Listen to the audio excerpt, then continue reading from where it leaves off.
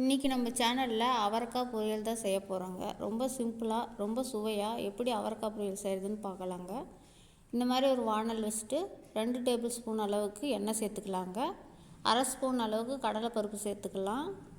1/2 spoon அளவுக்கு உளுத்தம்பருப்பு சேர்த்துக்கலாம். 1/4 ஸ்பூன் அளவுக்கு கடுகு சேர்த்துக்கலாங்க. சேர்த்துட்டு அப்படியே கரண்டி வச்சு ஒரு கிளறி விட்டுறலாம்.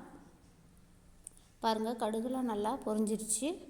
இப்போ பெரிய வெங்காயம் பாருங்கள், ஒரு வெங்காயம் எடுத்து பொடியாக நறுக்கி கட் பண்ணி வச்சுருக்கிறேன். இப்போ பெரிய வெங்காயத்தை சேர்த்துக்கலாம்.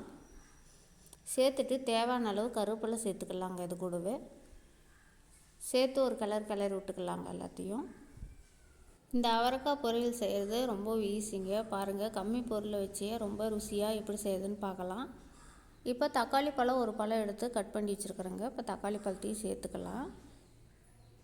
சேர்த்துட்டு நல்லா கிளறி விட்டுக்கலாங்க. தக்காளி பழம் நல்லா வணங்கட்டும். இப்போ தக்காளி பழம் பாருங்கள் எல்லாம் நல்லா வணங்கிடுச்சு. இப்போ அவரைக்காய் பாருங்கள் நல்லா பொடியாக நறுக்கி சுத்தமாக கழுவி எடுத்து வச்சுருக்கிறேன். இப்போ நம்ம இந்த தக்காளி கூட நம்ம அவரைக்காயை சேர்த்துக்கலாம். இப்போ சேர்த்துக்கிட்டுங்க அப்படியே 2 கிளறி விட்டுக்கலாம். இப்போ நல்லா அவரைக்காயெல்லாம் கிளறி விட்டாச்சுங்க. இது வேகிறதுக்காக சும்மா 1 கப் அளவுக்கு தண்ணி சேர்த்துக்கலாம்.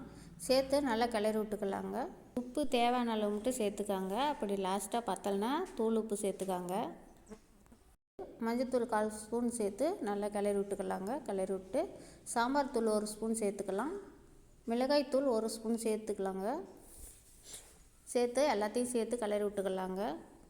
பாருங்கள், பார்க்கவே நல்லா கலராக இருக்குது.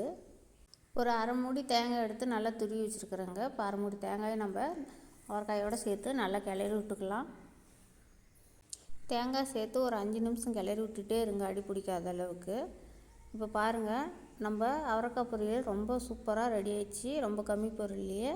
இதே மாதிரி நீங்களும் வீட்டில் செய்து பாருங்கள்.